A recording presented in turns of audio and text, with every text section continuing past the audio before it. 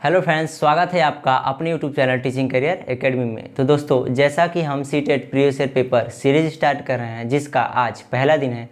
इस सीरीज में दोस्तों हम सीटेट में आए हुए प्रीवियस ईयर पेपर को सॉल्व करेंगे। प्राइमरी में दोस्तों मैथ के 30 क्वेश्चन पूछे जाते हैं, जिसमें कि 15 क्वेश्चन कंटेंट के होते हैं और 15 क्वेश्चन पेडागॉजी के होते हैं। जो कंटेंट का पोर्शन है उसी को हम देखेंगे। तो आज हम 28 दिसंबर 2022 का जो पेपर हुआ था उसी को सॉल्व करेंगे बिना किसी देरी के। आइए देखते हैं पहला क्वेश्चन। ये रहा पहला क्वेश्चन। तो क्वेश्चन है दोस्तों, 4 अंकों की सबसे बड़ी संख्या तथा 4 अंकों की सबसे छोटी संख्या के अंतर को जब 15 से भाग दिया जाए तो शेषफल होगा। दोस्तों हमसे कह रहा है कि 4 अंकों की सबसे बड़ी संख्या, 4 अंकों की सबसे बड़ी संख्या क्या होती है? 9999 होता है दोस्तों। और 4 अंकों की सबसे छोटी संख्या क्या होती है दोस्तों? 1000 होती है। इसके अंतर को यानी इसका अंतर निकाल लेंगे 9998। इसके अंतर को यानी 8999 को हम 15 से भाग दें तो शेषफल क्या होगा? भाग दीजिए, 15 पचे 75 हो जाएगा दोस्तों। यहाँ पे 4 और 1 9 उतर जाएगा, 15 नवा 135। ये 4 और 1 ये फिर 9 उतर जाएगा, 15 नवा 135 हो जाएगा। ये 4 और 1 दोस्तों कितना शेष आ रहा है? 14 शेषफल आ रहा है। यानी हम 4 अंकों की सबसे बड़ी संख्या और 4 अंकों की सबसे छोटी संख्या के अंतर को यानी 8999 को जब 15 से भाग देंगे तो शेषफल कितना प्राप्त होगा? 14 शेषफल प्राप्त होगा दोस्तों। Option number D.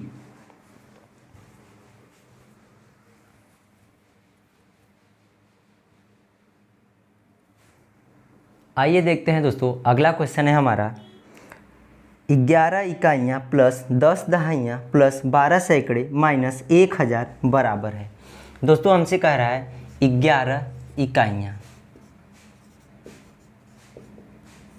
11 इकाइयाँ प्लस 10 दहाइयाँ प्लस 12 सैकड़े माइनस 1000 बराबर है दोस्तों। तो यहाँ पे दोस्तों देखिए 11 इकाइयाँ, इकाई का मतलब 1 होता है, यानी 11 गुणे 1 प्लस 10 दहाइयाँ, या दहाई का मतलब क्या होता है? 10 होता है, प्लस 12 सैकड़े का मतलब क्या होता है? सैकड़े यानी 100 होता है, 12 गुणे 100 हो जाएगा, माइनस 1000 है यहाँ पे। अब दोस्तों 11 गुणे 1 कितना होगा? 11 हो जाएगा, प्लस 10 गुणे 10 कितना हो जाएगा? 100 हो जाएगा, प्लस 12 गुणे 100 कितना हो जाएगा? 1200 हो जाएगा, माइनस 1000 हमारा। अब इन सबको जोड़ लीजिए, 12 1 1311 हो जाएगा, 1311 माइनस 1000 हो जाएगा दोस्तों। इसको घटा देंगे तो कितना आएगा? 311 आ जाएगा दोस्तों। ये हमारा आंसर हो जाएगा। तो ऑप्शन नंबर क्या हो जाएगा? बी हो जाएगा दोस्तों।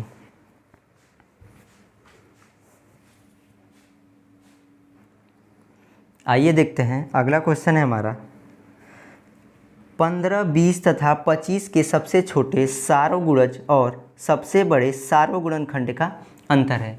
यानी दोस्तों कह रहा है 15, 20 और 25 के सबसे छोटे सार्वगुणज। तो सबसे छोटा सार्वगुणज यानी लिस्ट कॉमन मल्टीपल, यानी इसका एलसीएम की बात कर रहा है दोस्तों। और सबसे बड़े सार्वगुणनखंड यानी हाईएस्ट कॉमन फैक्टर की बात कर रहा है, यानी एचसीएफ की बात कर रहा है दोस्तों।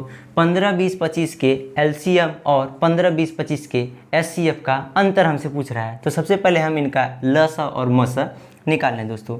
हमको निकालना है 15, 20 और 25 का लस और मस। तो दोस्तों सबसे पहले हम क्या करेंगे? लस निकालना हो चाहे मसा निकालना हो, एक ही विधि से इसी प्रकार से निकाल लेंगे। तो पहले हम मसा निकालते हैं, उसके बाद हम लस निकाल लेते हैं। यहाँ पे देखिए ऐसी कौन सी संख्या है जो तीनों संख्याओं को पूरी तरह विभाजित करेगी। तो मान लीजिए यदि यहाँ पे देखिए 5 है, 5 से काटेंगे, 5 या 15, 5 चौका 20, 5 पचे 25। अब इसके बाद ये तीनों संख्याएँ एक साथ किसी संख्या से कटेंगी? नहीं कटेंगी, यानी इसका मसा कितना हो जाएगा 5 हो जाएगा। अब आगे दोस्तों यहाँ पे 3 से काट देंगे, ये 4 हो जाएगा, ये 5 हो जाएगा, ये 4 से काट कर 1 और 5 हो जाएगा, ये 5 से काट देंगे 1 और 1 हो जाएगा। मतलब इसका एलसीएम कितना हो जाएगा दोस्तों 5 3 15, 15 चौका 60, 60 गुणे 5 यानी 6 पंजे 30 हमारा कितना हो जाएगा 300 हमारा लसा हो जाएगा दोस्तों। अब इसका हमको अंतर निकालना है दोस्तों, यानी लसा और मसा का अंतर निकालेंगे तो कितना आएगा दोस्तों। यहाँ पे देखिए 300 में से 5 घटा देंगे दोस्तों, कितना आ जाएगा 295 आ जाएगा। तो हमारा 295 ऑप्शन हो जाएगा दोस्तों, ऑप्शन नंबर डी हो जाएगा दोस्तों। तो दोस्तों आइए देखते हैं अगला क्वेश्चन। गुणनफल 201 गुणे 105 में क्या जोड़ा जाए जिससे 21,171 प्राप्त हो।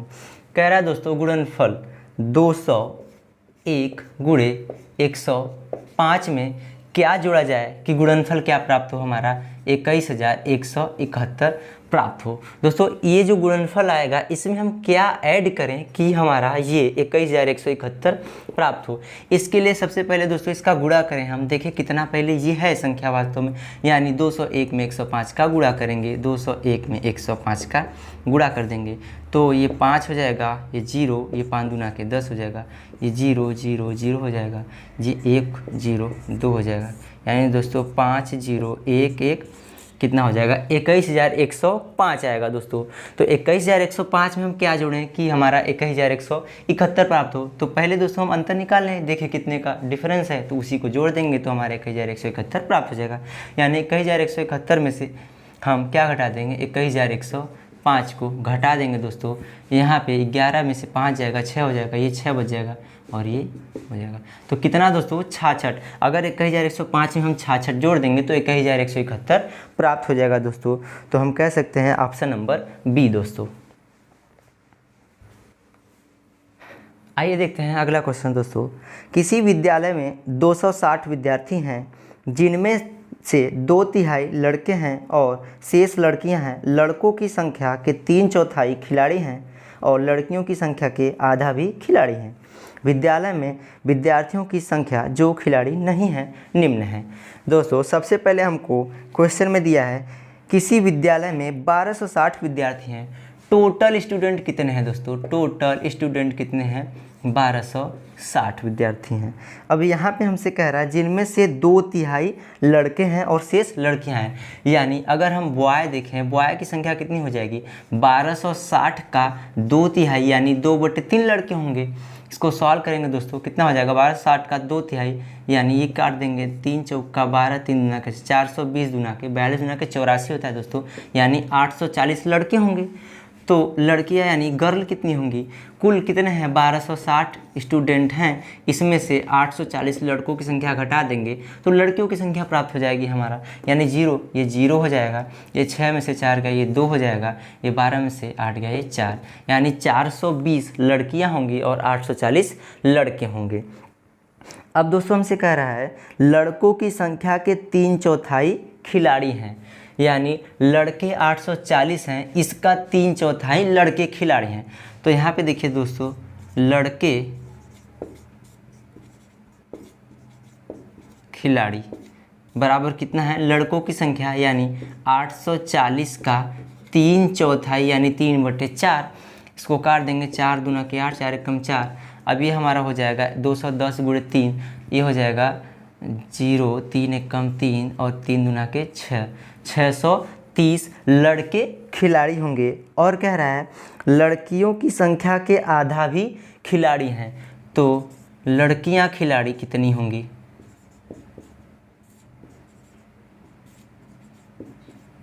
लड़कियां खिलाड़ी बराबर लड़कियों की संख्या के आधा, यानी लड़कियां कितनी हैं 420, तो 420 का आधा यानी 1/2 खिलाड़ी हैं लड़कियां, तो 2 दूना के 4 2 कम 2 यानी 210 लड़कियां खिलाड़ी हैं। ठीक, तो विद्यालय में विद्यार्थियों की संख्या जो खिलाड़ी नहीं है, तो ऐसे विद्यार्थियों की संख्या जो खिलाड़ी नहीं है, तो यहाँ पे दोस्तों कितने खिलाड़ी हैं, लड़के खिलाड़ी कितने हैं हमारा, लड़के खिलाड़ी 630 और लड़कियां खिलाड़ी कितना है 210 दोस्तों। तो मतलब कुल स्टूडेंट खिलाड़ी कितने होंगे, कुल खिलाड़ी कितने हो जाएंगे हमारा, दोनों को जोड़ देंगे यानी 0 0 0 हो जाएगा और ये 3 1 4 हो जाएगा, ये 6 2 8 हो जाएगा। यानी 840 कुल खिलाड़ी होंगे 1260 में से। तो खिलाड़ी नहीं कितने होंगे, खिलाड़ी नहीं क्या होगा, कुल 1260 स्टूडेंट होंगे, उसमें से 840 खिलाड़ी होंगे। इसको घटा देंगे तो पता चल जाएगा कितने खिलाड़ी नहीं होंगे। 0 में से 0 चला जाएगा, 0 हो जाएगा। 6 में से 4 गया, 2 हो जाएगा। और 12 में से 8 हो जाएगा, 4। यानी 420 ऐसे स्टूडेंट होंगे जो खिलाड़ी नहीं होंगे दोस्तों। ऑप्शन नंबर सी हो जाएगा हमारा।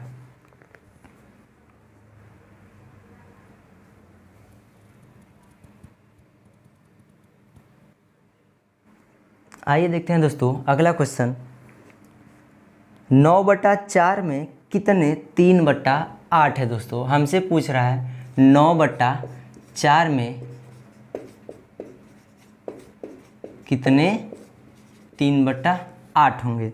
दोस्तों 9/4 में 3/8 कितने होंगे, इसके लिए हमको क्या करना होगा। देखिए 9/4 है, इसमें 3/8 निकालना है। यानी 9/4 में हम 3/8 का भाग दे देंगे तो हमको पता चल जाएगा कितने 3/8 होंगे। यहाँ पे देखिए इसका गुणा इसमें हो जाएगा, यानी इसको क्या लिखेंगे 8 × 9 हो जाएगा दोस्तों। यहाँ पे क्या हो जाएगा 9 × ये नीचे 8/4 × 3 हो जाएगा।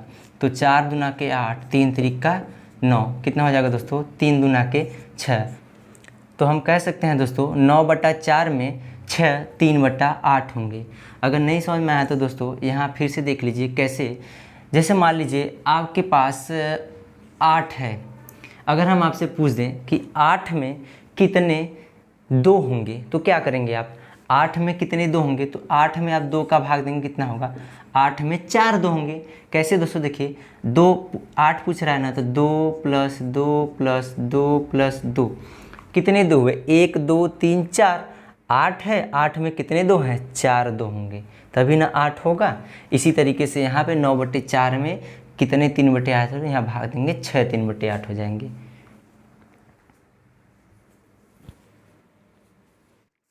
तो फ्रेंड्स आइए देखते हैं अगला क्वेश्चन। नीना ने एक सब्जी की दुकान से 3 kg 650 ग्राम प्याज और 1 kg 800 ग्राम टमाटर खरीदे। प्याज का भार टमाटर के भार से कितना अधिक है। दोस्तों कह रहे हैं हमसे 3 kg 650 ग्राम प्याज, यानी 3 kg 650 ग्राम क्या खरीद रही है नीना, प्याज खरीद रही है। और कह रहा है 1 kg 800 ग्राम क्या खरीद रही है, टमाटर खरीद रही है। तो प्याज का भार टमाटर के भार से कितना अधिक है, यानी हमको प्याज के भार में से टमाटर का भार निकाल देंगे तो पता चल जाएगा कि प्याज का भार टमाटर के भार से कितना अधिक है दोस्तों। अब यहाँ पे देखिए इनका अंतर निकालना है। अब यहाँ पे 3 kg है, अब इसको घटाएंगे, ये 650 ग्राम में से 850 ग्राम घटेगा, नहीं घटेगा, यानी इधर से उधार लेना पड़ेगा इसको। जब इधर से ये उधार लेगा तो कितना उधार इसको मिलेगा, यानी 1 kg इसको ये अगर उधार दे देगा तो 1 kg जब इधर इसको उधार देगा तो 1 kg बराबर 1000 ग्राम होता है, यानी इसको 1000 ग्राम उधार मिल जाएगा। अब यहाँ पे 650 ग्राम है तो दोस्तों हम यहाँ पे लिख सकते हैं कि जब 3 kg है, 1 kg इधर उधार दे दिया तो कितना बचा, इधर 2 kg बचा, और 650 ग्राम था, 1 kg 1000 ग्राम इधर मिल गया इसको, यानी 1650 ग्राम हो जाएगा। ये क्या हो जाएगा, प्याज हो जाएगा। और यहाँ पे टमाटर कितना होगा, 1 kg कितना ग्राम, 800 ग्राम टमाटर हो जाएगा। अब देखिए अंतर आसानी से निकाल लेंगे हम। यहाँ पे 0 में से 0 चला जाएगा, 0 हो जाएगा, ये 5 हो जाएगा, ये 8 हो जाएगा। ठीक है, अब देखिए दोस्तों 850 ये ग्राम हुआ, और यहाँ पे 2 kg में से 1 kg चला जाएगा, हमारा बचेगा 1 kg। तो दोस्तों हम यहाँ पे कह सकते हैं कि प्याज का जो भार है टमाटर के भार से 1 kg 850 ग्राम अधिक है। हमारा ऑप्शन नंबर हो जाएगा दोस्तों डी हो जाएगा।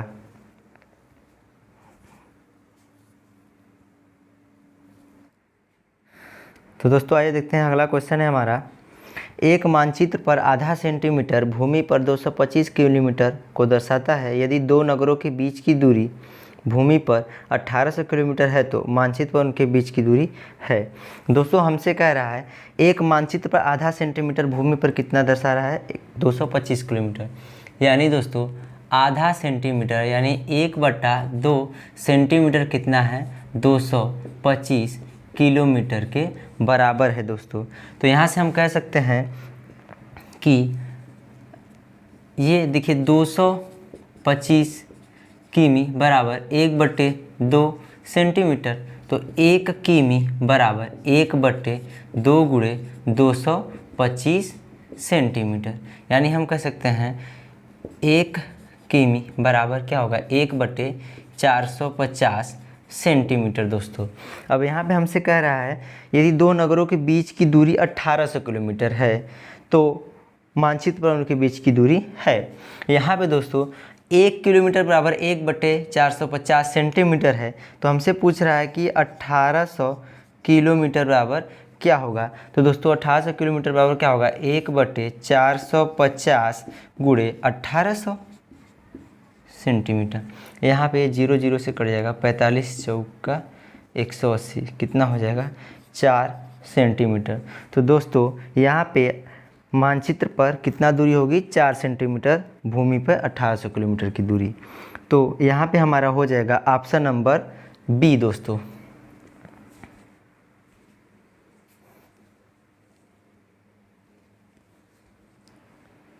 आइए देखते हैं दोस्तों अगला क्वेश्चन है हमारा, 7 सही 1/2 दिनों में मिनटों की संख्या निम्न के सेकंडों की संख्या के बराबर है। दोस्तों यहाँ पे हमसे पूछ रहा है दोस्तों कि जो 7 सही 1/2 दिनों में मिनटों की संख्या होगी कितने घंटों के सेकंडों की संख्या के बराबर होगी। ऑप्शन दिए हैं आपके सामने, यानी 7 सही 1/2 दिन।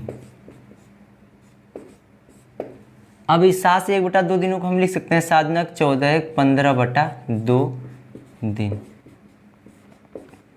यानी दोस्तों जो 15/2 दिनों में मिनटों की संख्या होगी वो कितने घंटे के सेकंडों की संख्या के बराबर होगी।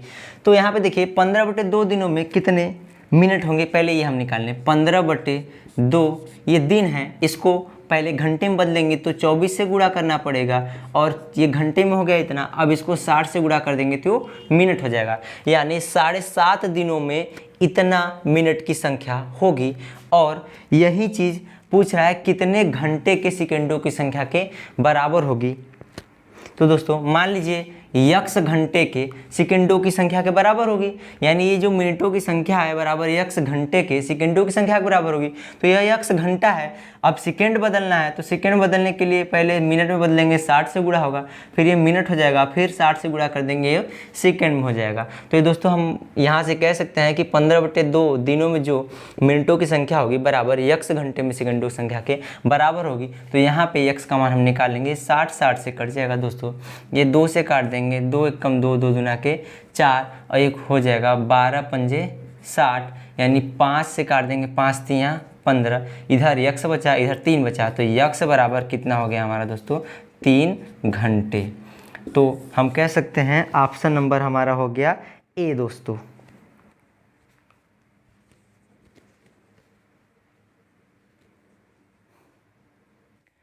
आइए देखते हैं दोस्तों अगला क्वेश्चन है हमारा, 30 सेंटीमीटर भुजा वाले घनों की संख्या जो एक घनाकार बक्से जिसकी विमाएँ 7.2 मीटर गुणे 5.4 मीटर गुणे 1.8 मीटर है में रखे जा सकते हैं निम्न है। दोस्तों यहाँ पे हमसे पूछा है कि 30 सेंटीमीटर भुजा वाला जो घन है वो एक घनाभ के आकार के बक्से में जिसकी विमाएँ दी हैं कितने घन उस बक्से में रखे जा सकते हैं। इसके लिए दोस्तों हमको पहले वो जो घनाभ के आकार का बक्सा है उसका आयतन पता होना चाहिए और इस एक छोटे घन का आयतन पता होना चाहिए। तो बड़े वाले जो घनाभ का आकार का बक्सा है उसमें हम एक छोटे घन के आयतन का भाग दे देंगे तो हमको पता चल जाएगा कि कितने वो घन रखे जा सकते हैं। तो यहाँ पे हमको घन का आयतन चाहिए और घनाभ का आयतन चाहिए। तो घन का आयतन निकालने के लिए उसकी एक भुजा की लंबाई दी गई, तो घन का आयतन होता है भुजा क्यूब, यानी यहाँ पे हमारा हो जाएगा घन का आयतन कितना हो जाएगा दोस्तों, उसकी एक भुजा 30 सेंटीमीटर लंबी है तो आयतन कितना हो जाएगा 30 गुणे 30 सेंटीमीटर क्यूब ये आयतन हो जाएगा हमारा। और ये जो घनाभ के आकार का बक्सा है, घनाभ यानी बक्से का आयतन क्या हो जाएगा दोस्तों? बक्से का आयतन हो जाएगा हमारा 7.2 गुणे 5.4 गुणे 1.8 मीटर क्यूब हो जाएगा। दोस्तों यहाँ पे ये सेंटीमीटर क्यूब है, ये मीटर क्यूब है, तो इसको भी हम सेंटीमीटर क्यूब में बदल लें। ये metre metre metre metre cube है, तो सेंटीमीटर में बदलेंगे तो 100 से सब में गुणा हो जाएगा, इसमें भी 100 से, इसमें भी 100 से, इसमें भी 100 से, यानी ये क्या हो जाएगा 720 सेंटीमीटर, ये 540 सेंटीमीटर, ये 180 सेंटीमीटर, ये तभी हो जाएंगे सेंटीमीटर क्यूब में। अब देखिए दोस्तों, हमको घनों की संख्या निकालनी है, तो घनों की संख्या क्या हो जाएगी दोस्तों? ये घनाकार बक्से का आयतन यानी 720 गुणे 540 गुणे 180 अपान एक घन का आयतन कितना हो जाएगा 30 गुणे 30। यहाँ पे दोस्तों 1 0 इधर से कट जाएगा, 1 0 इधर से, 1 0 इधर से, इसको हम काट देंगे 3 दूना 6, 3 चौका 12, और इसको हम काट देंगे 3 से, ये कितना हो जाएगा 3 एकम 3 अट्ठे 24 हो जाएगा, और इसको काट देंगे 3 अट्ठे 24 हो जाएगा। तो दोस्तों हमारा क्या हो जाएगा 18 गुणे 8, यानी 18 18 हम 324 होता है, गुणे 8 कर देंगे दोस्तों, ये हमारा कितना हो जाएगा 8 चौका 32 की 2 हो जाएगा, 8 दूना के 16, 16 3 19 की 9 हो जाएगा, 8 3 का 24 1 25 हो जाएगा दोस्तों। कितने 2592 इस घनाभकार बक्से में घन रखे जा सकते हैं दोस्तों। आसन नंबर हमारा हो जाएगा ए हो जाएगा।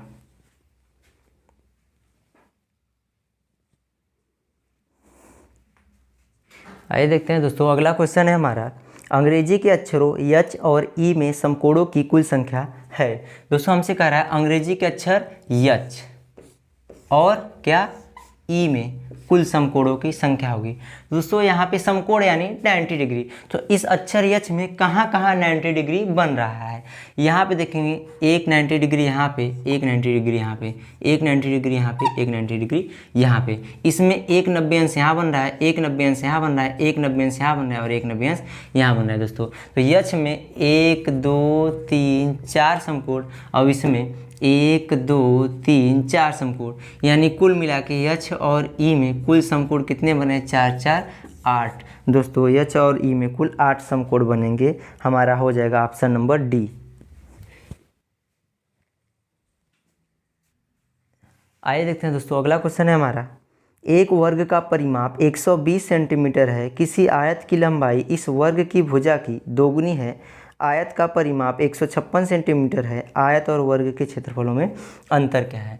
दोस्तों यहाँ पे हमको दिया है एक वर्ग का परिमाप कितना है सेंटीमीटर है 120 सेंटीमीटर है। तो वर्ग का परिमाप हमको क्या दिया है, वर्ग का परिमाप कितना दिया है दोस्तों 120 सेंटीमीटर।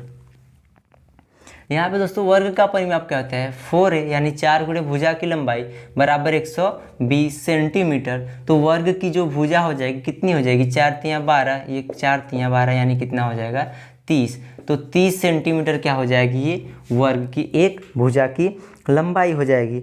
अब दोस्तों हमसे कह रहा है किसी आयत की लंबाई इस वर्ग की भुजा की दोगुनी है, तो आयत की लंबाई क्या हो जाएगी, आयत की लंबाई क्या हो जाएगी इस वर्ग की भुजा की दोगुनी है, यानी 2 गुणे वर्ग की भुजा कितनी है 30, कितना हो जाएगा 60 सेंटीमीटर क्या हो जाएगी आयत की लंबाई हो जाएगी हमारा।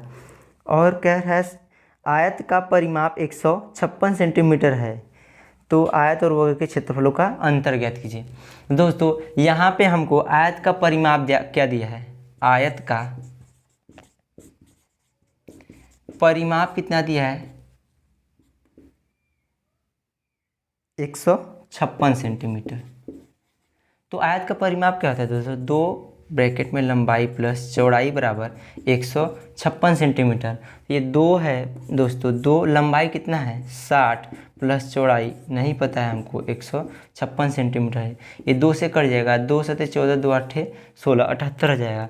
तो यहाँ पे बी हमारा क्या हो जाएगा, बी बराबर 78 माइनस 60 बराबर कितना हो जाएगा दोस्तों? 78 में से 60 चला जाएगा तो कितना हो जाएगा? ये 8 हो जाएगा। ये 18 सेंटीमीटर क्या हो जाएगी?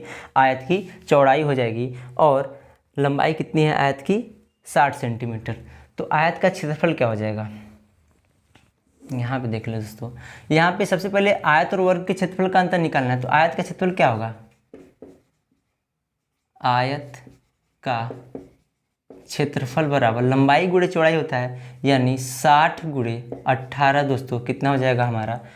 तो 18 छक्के 108 हो जाएगा, यानी 10 कितना हो जाएगा? 1080 हो जाएगा सेंटीमीटर स्क्वायर। और वर्ग का क्षेत्रफल क्या हो जाएगा हमारा दोस्तों? वर्ग का क्षेत्रफल हो जाएगा, भुजा स्क्वायर होता है, भुजा 30 है तो 30 यानी 30 गुणे 30 कितना हो जाएगा? 900 सेंटीमीटर स्क्वायर हो जाएगा दोस्तों। अब यहाँ पे दोस्तों इन दोनों का अंतर पूछ रहा है हमसे, तो अंतर क्या हो जाएगा? 1080 माइनस 900 कर देंगे दोस्तों, कितना हो जाएगा? ये 0 हो जाएगा, जी 8 हो जाएगा, ये 1, तो 180 सेंटीमीटर स्क्वायर क्या हो जाएगा? इनका अंतर हो जाएगा दोस्तों। हमारा हो जाएगा ऑप्शन नंबर डी दोस्तों।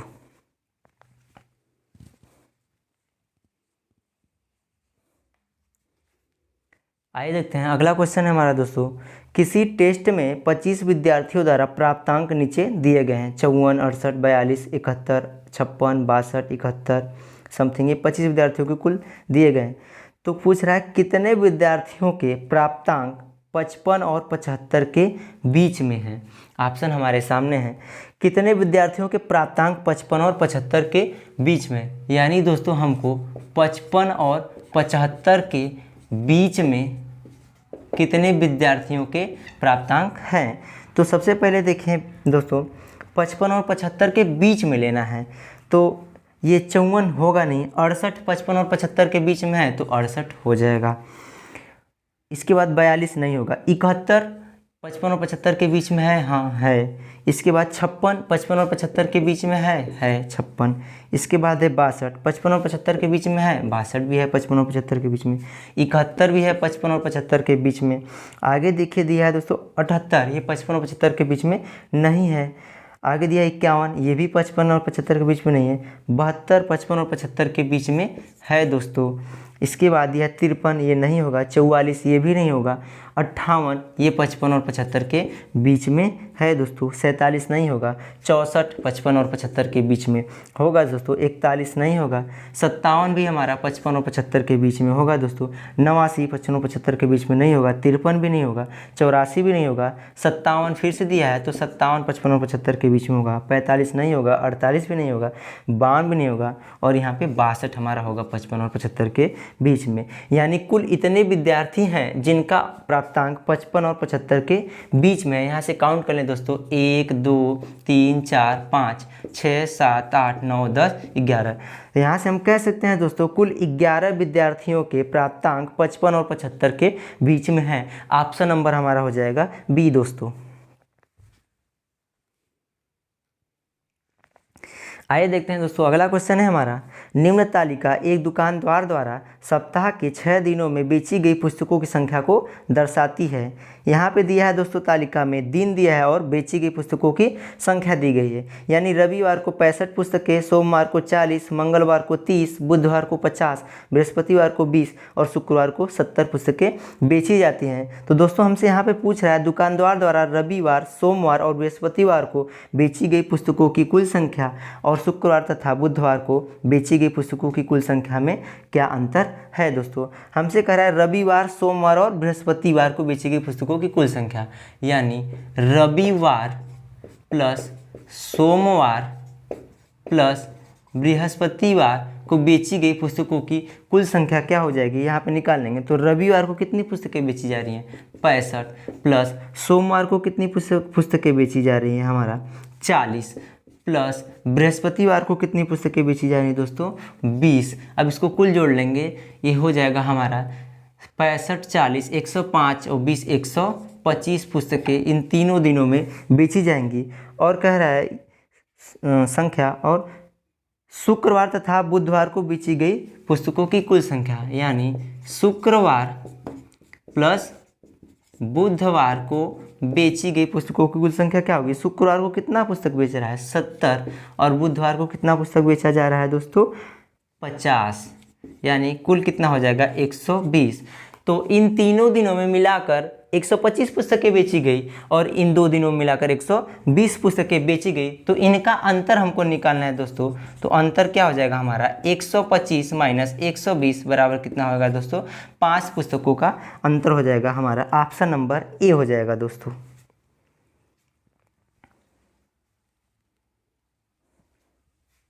तो अगला क्वेश्चन हमारा दोस्तों, और ये लास्ट क्वेश्चन होगा हमारा। दिया है निम्न पैटर्न का अवलोकन कीजिए। दिया है दोस्तों 2 गुणे 1 बराबर 2, 3 गुणे 2 बराबर 6, 5 गुणे 3 बराबर 15 दिया है दोस्तों, 7 गुणे 4 बराबर 28 दिया है और 11 गुणे 5 बराबर क्या दिया है 55 दिया है दोस्तों। यहाँ पे 13 गुणे 6 बराबर कितना दिया है 78 दिया है। ये 17 गुणे 7 बराबर 119 दिया है दोस्तों। ये 19 गुणे 8 बराबर कितना दिया है 152 दिया है दोस्तों। और आगे हमसे पूछ रहा है दोस्तों यहाँ पे खाली स्थान गुणे 9 बराबर खाली स्थान, यहाँ पे क्या होगा दोस्तों। यहाँ पे देखिए दोस्तों, यहाँ पे 2 3 5 7 11 13 17 19 ये अभाज्य संख्याओं का क्रम चल रहा है। तो 19 के बाद अगली अभाज्य संख्या क्या हो जाएगी हमारा दोस्तों 23 हो जाएगी। और यहाँ पे देखिए 1 2 3 ये क्या किया है 2 एकम 2 गुणा करके लिखा है, 3 दूना के 6, 5 3 15। तो यहाँ पे 30 गुणे 9 का गुणा करके यहाँ लिखना होगा, यानी 9 त्रिक 27 की 7 हो जाएगा और 9 दूना के 18 2 20 हो जाएगा, 207 हो जाएगा दोस्तों। तो हम कहेंगे दोस्तों यहाँ पे 23 और 207, यानी ऑप्शन नंबर देखिए बी हमारा हो जाएगा 23 और 207 हो जाएगा दोस्तों हमारा क्रम।